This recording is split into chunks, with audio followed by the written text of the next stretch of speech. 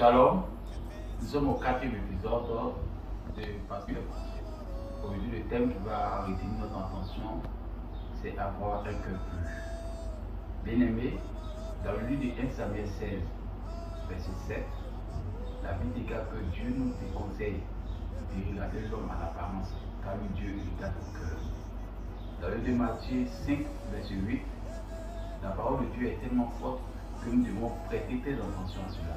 Il dit, heureux ceux qui ont le cœur pur et qui verront Dieu. En vérité, beaucoup de chrétiens se méprisent sur le fait de la fonction du cœur. Le cœur est un siège où Dieu prend plaisir. Tout chrétien qui doit avoir une bénédiction doit avoir ce cœur pur et avoir la bonté dans son cœur.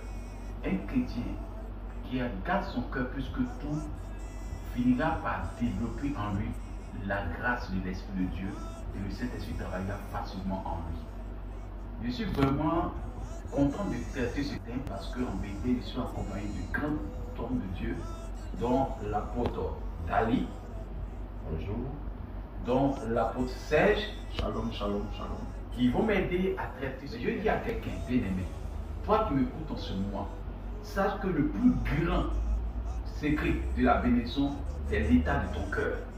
Parfois, dans les aléas de nos vies, nous confrontons des situations qui peuvent véritablement endiguer notre paix et qui peuvent véritablement donner à ce cœur de tenir la haine, les rancunes, les jalousies de tes autres, à ne pas laisser ton cœur être influencé par les événements qui sont autour. Car Dieu siège dans ton cœur et écoute la prière d'un cœur pur. Si tu veux recevoir ta bénédiction, sois serein, reste dans le calme. Garde ton cœur dans la pureté et Dieu te bénira abondamment. Je vais vous passer la parole à mes frères qui sont là, qui vont étayer encore ce passage et qui vont vous bénir au nom de Jésus-Christ. Je laisse la parole à l'apôtre Serge.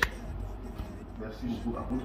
Je suis très heureux de débattre sur ce thème avec vous parce que c'est un thème qui est important et nous avons des exemples, des illustrations qui permettront de soutenir la thèse que nous soutenons depuis, celle de garder le cœur pur.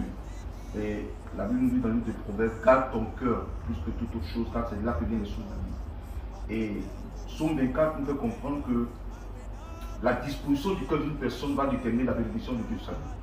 C'est pas Paul il dit, qui montera à la montagne de l'Éternel? Celui qui a le cœur pur. Donc le cœur pur était préalable à la manifestation de la grâce de Dieu sur une personne. Peu importe les circonstances et les événements qu'une personne pourra vivre ou endurer, l'objectif que l'ennemi veut atteindre, c'est de pouvoir, c'est-à-dire faire en sorte que son cœur ne puisse pas être dans la bonne fréquence quant à sa communion avec Dieu, quant à sa relation avec Dieu. C'est l'état du cœur que le diable veut atteindre. Parce que notre foi provient de l'esprit, provient de notre cœur. Notre cœur est la source de notre foi. À la disposition de ton cœur va déterminer la manifestation de ta foi. Donc l'objectif du diable, c'est de nous perturber, de nous déstabiliser dans ce sens-là. C'est pourquoi un enfant de Dieu doit comprendre que toutes les attaques, toutes les épreuves, toutes les circonstances, les situations difficiles qu'il traverse ont pour objectif de l'emmener à avoir un cœur qui ne sera pas agréable aux yeux de Dieu. Donc il doit, dans ce sens-là, travailler à préserver son cœur. C'est-à-dire, c'est vrai que nous avons tendance à préserver nos affaires, nos entreprises, à travailler de sorte à ce que nos affaires ne puissent pas être atteintes, mais ce pourquoi nous devons le plus lutter et le plus nous battre, c'est la préservation de notre cœur. Parce qu'on peut tout nous enlever, mais si nous avons le cœur approprié, la bonne disposition du cœur, je pense que les bénédictions du Seigneur vont renouveler encore toutes ces choses-là. Et comme exemple, nous avons le cas de Job, qui a enduré toutes les souffrances, toutes les preuves que le diable a pu lui infliger, et le diable l'a criblé comme le froment, mais il a fait en sorte à garder son cœur. Ce qui a valu la manifestation de la grâce de Dieu. Dieu lui a fait grâce, même si le Seigneur a fait cet homme de reproche, mais ce qui a plu au Seigneur, c'était l'état de son cœur. Il a gardé toute cette confiance en Dieu. Il a gardé toute cette relation avec le Seigneur qui a fait de lui aujourd'hui un exemple et un modèle parfait. Et je pense que jusque-là, voici ce que je peux dire. Le Seigneur, pour la vie de l'apôtre, qui nous donne effectivement d'être associé à cette réflexion. Effectivement, le cœur de l'homme est le point de rencontre entre lui et Dieu. Et les réalités que nous traversons, les conditions dans lesquelles se trouve l'homme sont en rapport, en proportionnel avec ce qu'il a dans son cœur. Voilà pourquoi le Seigneur qui aspire à ce que ses enfants que nous sommes soyons dans la bénédiction, et il sait que pour toi qui nous écoute et qui nous regarde en ce moment, la volonté de Dieu pour toi c'est que tu puisses être béni et que tu puisses être prospère. Mais il y va de l'état de ton cœur. Et la question qu'on va se poser, mais comment faire pour avoir ce cœur pur afin de rencontrer Dieu? La parole de Dieu nous donne la solution.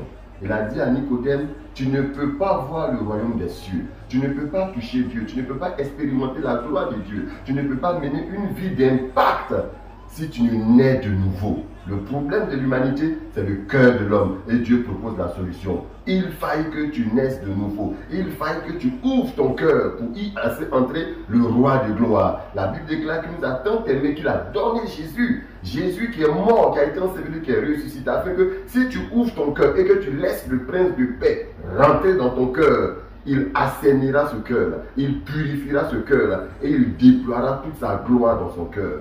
Est-ce que tu es prêt ce soir, pendant que tu nous écoutes, à ouvrir ton cœur à Dieu? Je laisse la faute. Merci, bien-aimé.